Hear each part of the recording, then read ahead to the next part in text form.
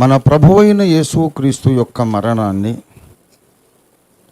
ఆయన చేసిన శిలువ యజ్ఞాన్ని సంవత్సరానికి ఒక్కసారి గుడ్ ఫ్రైడే ఆరాధనలో సంవత్సరానికి ఒక్కసారి జ్ఞాపకం చేసుకోవాలని బైబిల్లో ఎక్కడ కూడా వ్రాయబడలేదు. సాధారణంగా మహానాయకులు మరణించినప్పుడు వాళ్ళ మరణ దినాన్ని ఏడాదికి ఒక్కసారి స్మరించి వర్ధంతి మనం జరుపుకుంటాం. జయంతి అంటే పుట్టినరోజు, వర్ధంతి అంటే మరణించిన రోజు. అలాగే యేసుక్రీస్తు యొక్క మరణాన్ని జ్ఞాపకం చేసుకునే వర్ధంతి గుడ్ ఫ్రైడే కాదు. We are not celebrating or remembering the death anniversary of Jesus Christ. అది అసలు కాన్సెప్ట్ కానే కాదు. మళ్ళీ చెప్తున్నాను, opening statement. Remember the death of Jesus Christ once in a year అని ఎక్కడ బైబిల్లో వ్రాయబడి లేదు. క్రీస్తు మరణ దినమును, క్రీస్తు యాగమైనటువంటి మరణ దినమును, ఆ మాటకు వస్తే జన్మదినం కూడా సంవత్సరానికి ఒకసారి జ్ఞాపకం చేసుకోమని బైబిల్లో ఎక్కడ కూడా ఒక వచనం యేసు ప్రభు వారు చెప్పలేదు, ఆయన శిష్యులు కూడా చెప్పలేదు. సెకండ్ పాయింట్, ఆదిమ సంఘము, పౌలు కట్టినటువంటి మొదటి శతాబ్దపు సంఘాలు ఎవ్వరూ కూడా క్రిస్మస్ పాటించలేదు, గుడ్ ఫ్రైడే కూడా పాటించలేదు. ఇది వాస్తవం, మనం అర్థం చేసుకోవాలి. ఇప్పటి మన సమకాలీన క్రైస్తవ సమాజానికి ఈ క్రిస్మస్ పండుగ, గుడ్ ఫ్రైడే, ఈస్టర్ పండుగ అలవాటైపోయినాయి. కాబట్టి ఇప్పుడు మనం అవి పాటించకపోతే మనకు భక్తి లేదనుకుంటారు. అందులో సత్య సంబంధులలో కూడా ఒక అసంతృప్తి వచ్చేస్తుంది.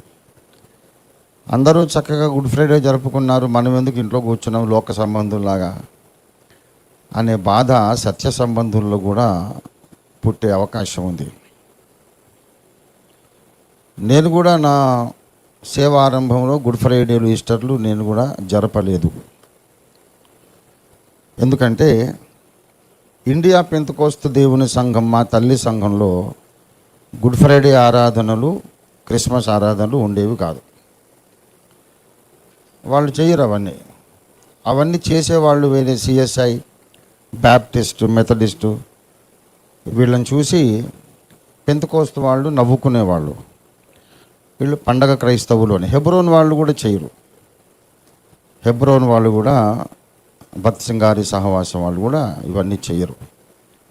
అది చేసేటటువంటి మెయిన్ లైన్ చర్చెస్ని చూసి ఓహో వీళ్ళు పండగ క్రైస్తవులు అన్నమాట అని ఒక విధంగా సర్కాస్టిక్గా మాట్లాడుకునేవాళ్ళు, నవ్వుకునేవాళ్ళు.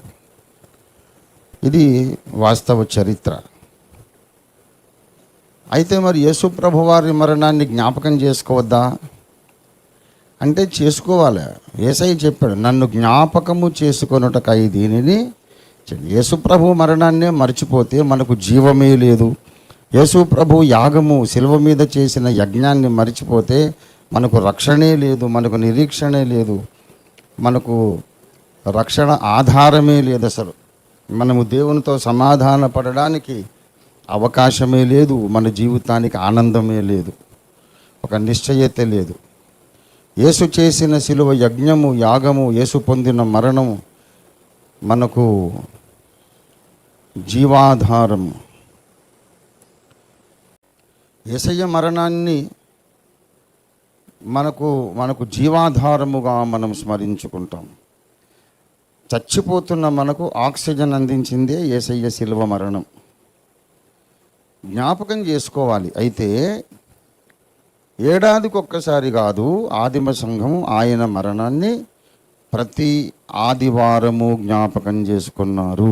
దేవునికి స్తోత్రం కలుగును గాక. ప్రతి ఆదివారము రొట్టె విరుచుటకు మేము కూడుకొంటిమి. ప్రతి అనే మాట లేదు కానీ ఆదివారమున రొట్టె విరుచుటకు మేము కూడుకొంటిమని మనకు తెలుసు.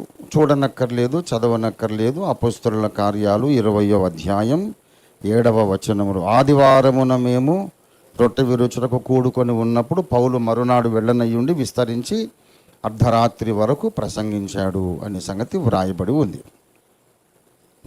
కనుక ఆదివారమున రొట్టె విరిచారు.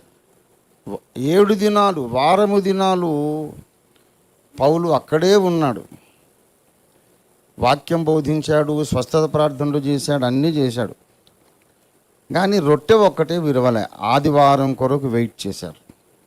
కనుక ఏ రోజైనా ప్రార్థన చేయొచ్చు, ఏ రోజైనా బైబిల్ స్టడీ పరిశోధన చేయొచ్చు, సువార్త ప్రకటించవచ్చు, బాప్తిస్మాలు ఇవ్వచ్చు, ఏ రోజైనా ఏదైనా ఇవన్నీ కార్యక్రమాలు చేయొచ్చు. కానీ రొట్టె విరుచుట మాత్రం ఆదివారము మాత్రమే చెయ్యాలి. అది అపోస్తలిక క్రమం. రొట్టె విరుచుట ఎందుకంటే యేసయ్య చెప్పాడు, నన్ను జ్ఞాపకము చేసుకొనుటకై దీన్ని చేయుడు. నన్ను జ్ఞాపకం చేసుకొనుటకంటే ఏంటి? ఆయన ఉంగరాల జుట్టు బాగుంది, ఆయన మీసాల గడ్డాలు బాగున్నాయని జ్ఞాపకం చేసుకోవడం. ఇది మీ కొరకు విరువబడిన నా శరీరము. ఎక్కడ విరువబడింది? కలువరి సిలువలో. ఆ 3 సిలువలలో మధ్య సిలువలో ఆయన వ్రేలాడి మన కొరకు ఈ రొట్టెలాగా విరువబడినాడు. కనుక రొట్టెని విరిచి మనం ఏం జ్ఞాపకం చేసుకుంటాము? ఈ రీతిగా నా యేసయ్య నా కొరకు విరిగిపోయినాడని జ్ఞాపకం చేసుకుంటాం. కనుక అసలు సిసలైన విశ్వాస సమాజము, భక్త సమాజము, కొత్త నిబంధన అపోస్తలిక పునాదుల మీద కట్టబడినటువంటి కొత్త నిబంధన క్రైస్తవ సంఘము క్రీస్తు మరణమును జ్ఞాపకం చేసుకుంటుంది. ఎప్పుడంటే ప్రతి ఆదివారమున రొట్టె విరుచుట ద్వారా క్రీస్తు మరణాన్ని జ్ఞాపకం చేసుకుంటాం. అంటే దానికి అర్థం ఏంటంటే ప్రతి ఆదివారము మనకు గుడ్ ఫ్రైడే జరుగుతూనే ఉంది. మరి గుడ్ ఫ్రైడే అంటే యేసు ప్రభు వారు మన కొరకు మరణించిన దినం.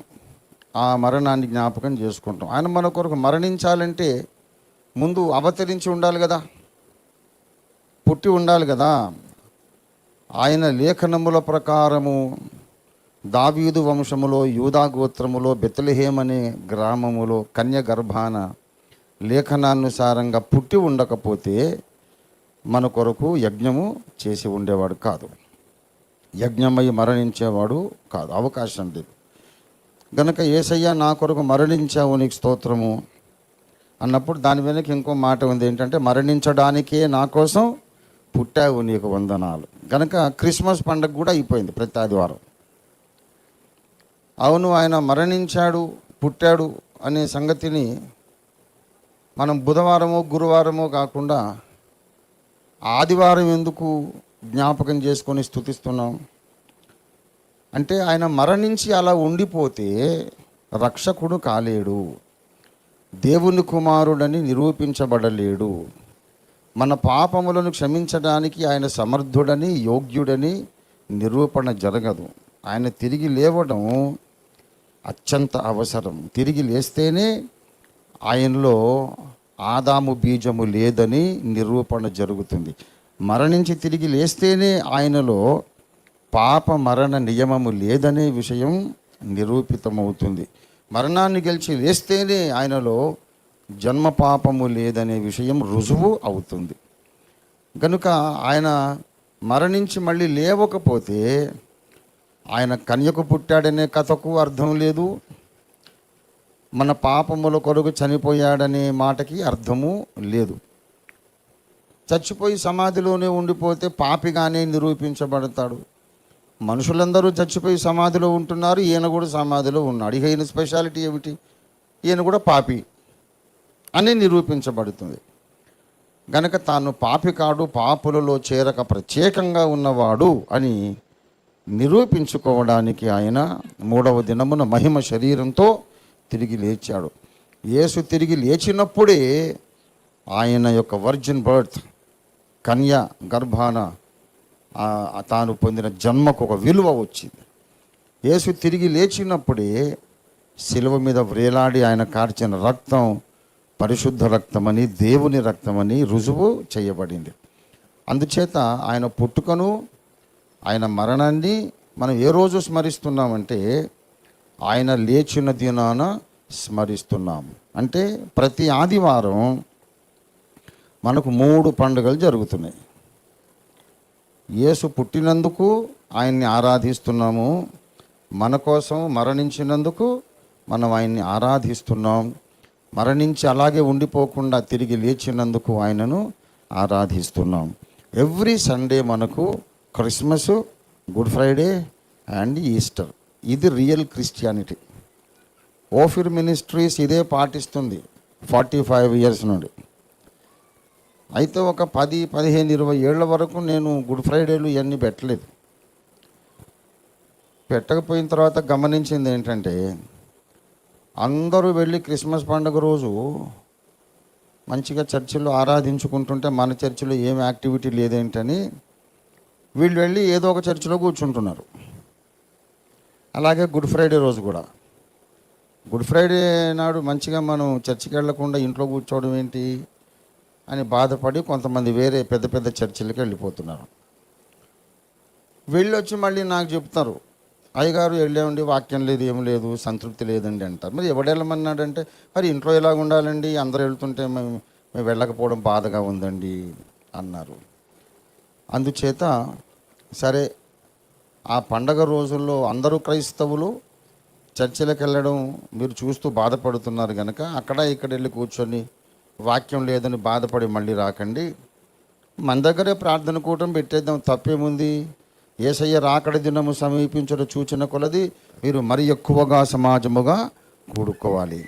ఇంకా ఎన్నిసార్లు కూడుకుంటే అంత మంచిది, ప్రతిరోజు కూడుకుంటే ఇంకా మంచిది, ప్రతిరోజు ఉదయం సాయంత్రం సమావేశమైతే ఇంకా మంచిది.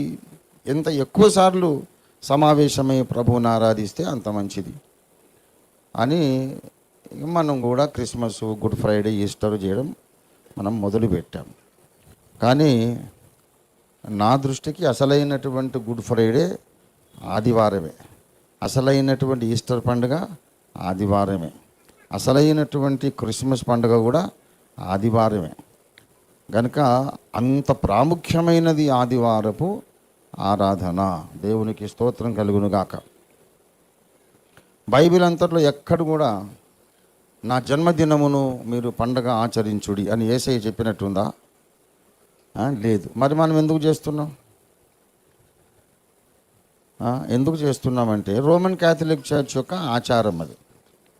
రోమన్ క్యాథలిక్ చర్చ్ వాళ్ళు క్రైస్తవ్యాన్ని రోమన్ మతాచారాలను కలిపారు. సూర్యదేవుని జన్మదినమని ఆరాధించే రోజు వాళ్ళకది. ఆ డిసెంబర్ 25 సూర్యదేవుని ఆ జన్మ దినోత్సవం కనుక అదే రోజు యేసు ప్రభు జన్మదినం అనుకున్నాం కనుక అదొక పండగగా ప్రపంచవ్యాప్తంగా పాటించడం మొదలుపెట్టారు. అయితే దోషము లేదు, తప్పు కాదు, అదేం తప్పు కాదు. అందుచేత మనం కూడా యేసయ్య నా కొరకు జన్మించినందుకు నీకు స్తోత్రమని డిసెంబర్ 25న మనం అందరితో పాటు మనం కూడా ప్రభుని ఆరాధించుకుంటున్నాం. సువార్త ప్రకటించడానికి అదొక వేదికగా మనం ఉపయోగించుకుంటున్నాం. అదొక వేదిక. మామూలు సమయాల్లో రాని వాళ్ళు డిసెంబర్ 25న మా దేవుడు పుట్టిన పండుగ అంటే వస్తారు. మామూలు సమయాల్లో రాని వాళ్ళు గుడ్ ఫ్రైడే కంటే ఆరాధనకు వస్తారు, ఈస్టర్ అంటే వస్తారు, మామూలు అప్పుడు రారు. కనుక సువార్త చెప్పడానికి ఇది ఒక వేదిక. ఏ విధము చేతనైనా కొన్ని ఆత్మలను మనం రక్షించాలి, సంపాదించాలి అనే భారముతో మనము సమాజంతో ఈ విషయంలో ఏకీభవించి ముందుకు నడుస్తూ ఉన్నాం.